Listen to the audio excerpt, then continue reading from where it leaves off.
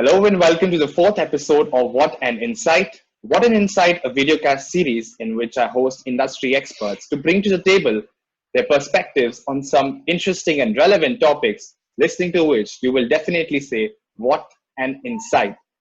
Joining us for our panel today are three of our lovely panelists: Sam Baisla, CEO of Startup India Foundation, co-founder of Brand Samosa, Decoder, and NEXEL. And he also heads these companies, in fact, most of them. And his LinkedIn headline, which I've just copied, is just a humble estimation of what all he does. So I will warmly welcome you. Thank you very much. Glad to be here. The next one here we have is Sakshi Shrivastava, Head of Marketing, Healing Clouds, a youthful leader whose journey is nothing but inspiring for me, as well as should be for most of you as you browse through her LinkedIn profile. Thank you so much, Vishesh. Glad to be here. Hello. Thank you so much.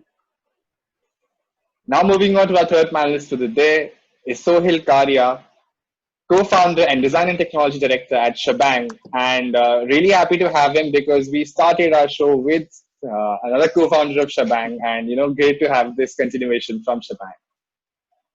Thank you for having me. Yeah. So COVID hit us really hard, disrupted everything around us. Gradually and very slowly, things are starting to get back to place, and we have seen many new things. And in previous episodes, we have talked about a lot of changes and a lot of perspectives which have evolved during this period. And now, with the help of our expert panel, this session's topic is tapping new opportunities in a COVID-affected world. In this period, in this era, what kind of digital and technological competencies a business must have, the absolute must-haves to counter this particular storm? I think two things to consider before they start doing that is consider how the current crisis will change long-term social interactions. And second is how customer behavior changes will require new or modified products or services. So before they take any step, I think it's essential for them to understand that. Having said that, I see three competencies that they need to build. I mean, there are a lot more, but to begin with, I think CRM and automation is one of them. For years, a lot of businesses actually have either underutilized these systems that they have in-house, or either they've overlooked these systems that they have in-house. But unfortunately, thanks to COVID, what I am seeing in my experience is that a lot of these guys now want to start leveraging this business. So that's a great thing, because what's happening is that once the CRM is connected to all their multiple avenues, all that data is coming into one single base, and it's eventually going to help them optimize this cost. So primarily, I'd say CRM and automations. Preparedness for e-commerce. I wouldn't say this needs to be a force fit, but business and brands earlier that depended on brick and mortar businesses are today now moving and evolving towards saying, hey, I want to directly deliver to my consumer. Even, for example, salon businesses or clinic businesses, they're now moving into a space where they want to take that booking appointment system online. Primarily due to the government norms that are there, you can't possibly just walk into a salon or a clinic anymore. So second is, I would say, of course, preparedness for that e-commerce. And e-commerce is not only selling products and services, but it could be booking appointment systems. And the third is, I would say this is more for an internal business and for more of how they manage their people, is implementing internal systems and rely less on people. Now about, the number of WhatsApps that are going around or the number of calls that we're actually on. And I think there's a better way to communicate this and a more efficient way to communicate this. I think the international or the West have already been using these systems. I think we've been very late at bringing these on. But what's happened is over the last couple of months, I've started using this. I've started using Trello. Actually, I was using Trello more personally for myself. But sort of started pushing my teams to start using Trello a bit more. And by the time COVID hit, they were all very well accustomed to it. So what started eventually happening during this period is a lot of the work, instead of having daily stand-up calls or daily meetings and wasting maybe an hour of having everyone on the call at once, the managers simply put down, you have different Trello Kanban boards, and you simply put what each one is supposed to do. And the team automatically knows what they have to do for the day. Even in the prior day, they already know what they're looking for. I would definitely agree with the agency point which you mentioned, because having worked with multiple agency system is something which is completely goes for a toss in many of them. Yeah, yeah. Yeah, I think Excel and spreadsheets is there are like crazy number of Excel and spreadsheets that are just doing the rounds, and for every conversation there's just a new Excel and spreadsheet. So I think it can be a lot more organized. Yeah. So as we look at identifying opportunities, one of the key way of identifying opportunities and tapping them is to find the gaps in the system and doing the analysis and going forward. And I would like to hear perspectives on that from Sakshi. Sure, I think that's very important, especially now when the whole structure has gone, upside down, and we are used to working in a set way, and the whole way of life has changed. So I think right now it's all the more important to revisit and reevaluate how we work, and it's very important to closely listen to feedback, because if organizations are still following the status quo, it becomes very difficult to adjust in a time like this when the situation has changed. So understanding what the people want and trying to adapt to the changing situation is very important right now. So remembering that there is a shift in not just the way we work and not just the way we operate, but also in the mindset that we have.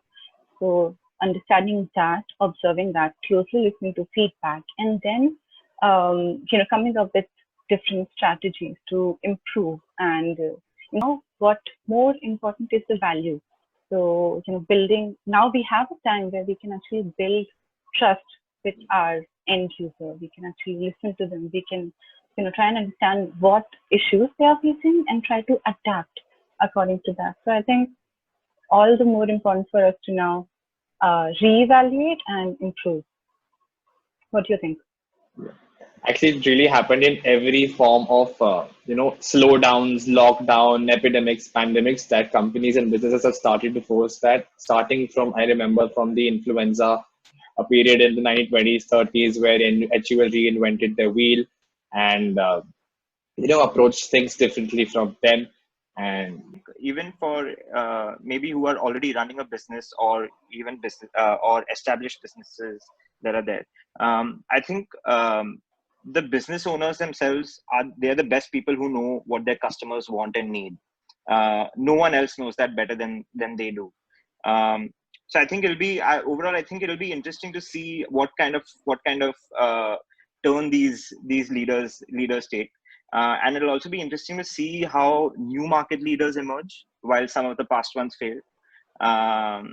Many companies will struggle during this COVID, but it's going to be interesting to see that in the coming months. yes, actually, a lot of companies are changing, are adapting to change, and a lot of them are actually going into the herd and providing a lot of products and services. And so moving on, I would like to genuinely ask Sam about this, that there are a lot of companies trying to do lots of stuff these days, but how does one create true sense of differentiation in this period and actually house themselves in the minds of the consumers? And in spite of such a clutter of content going around us, because every third person is now becoming a creator, brands are doing content, and there's overload across the digital space. So how does actually one go about creating differentiation? It's really interesting. In fact, on this particular point, I see there are two things which company people and everybody need to understand. One on the front of how they manage their employees, of course, and how they manage their customers, how they interact with them. Now, first, I want to talk about two things: that the remote teams and work from home is going to be the norm now. And so this is going to be very challenging for companies, because the leaders who are in the mindset of measuring task-driven performance of their employees are going to have a big time, like a struggling time. How many tasks you completed is not the way, or not the norm is going to be, because no matter how hard you try, you cannot measure your employees sitting at their home in their pajamas is how much task or how quantitative task they're completing. It's going to be output driven. So the measurement system, the performance measurement systems need to transform from take 10 tasks during the day to You decide the day, you decide the time, you decide the way you want to do. I'm only going to consider you based on your output that you've driven. So coming to the customers which are outside of your companies, of course, social media, internet, and people having more time available, they're going to be moving more onto the websites and onto the internet, on Google. It means they're going to be consuming a lot more content and content from various sources. And it's going to mean they're going to be much more wiser. They're going to be much more critical in appraising a companies and their products and services.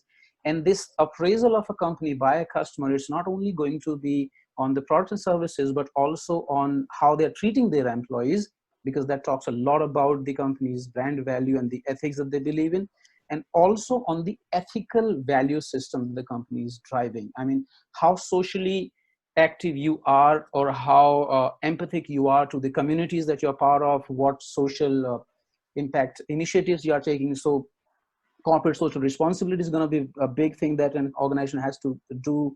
uh, Taking care of their employees and being kind and nice, all those factors which business communities somehow forgot in last 50, 60 years, and it was all pushed under the carpet, and you have to just drive numbers, and it's just going to be about profits and share values. This is not going to be the norm anyway. So I see, from a company's point of view, from a brand's point of view, if the differentiator that you want to create as an organization when it comes to social media and your presence online is going to include not only the product and service communication to your customers, but also the things that you're doing for your employees, with your employees, the things that you're doing for the communities that you're part of as a company or as an individual. All those things are going to be very good. If you track the advertisement campaigns of all the major consumer products for 5, 6, 7 years, every advertisement campaign has somehow slightly pushed an idea of social change and goodness and then meaning and value, right from Daag Achhe Hain campaign from the Surf Excel to the chocolates campaigns. And there's a Dairy Milk ran a campaign in UK wherein they removed everything on the post just to support the old age people living in the old age homes. So the advertisement, which has a social cause message, is appealing more to people in general, even though it has got nothing to do with the product or the service that I'm buying. So there's already a shift moving, and the brands and the companies who are able to pick that up and create a differentiation around that as a messaging, I think they're going to win. Definitely. Definitely, the integrated side of communications has to integrate a few more things which lie on the side of empathy as well as ethics. It's very well put through, and actually a lot of things are going around these point of views that, especially with the COVID and the current communications, are going towards that sense.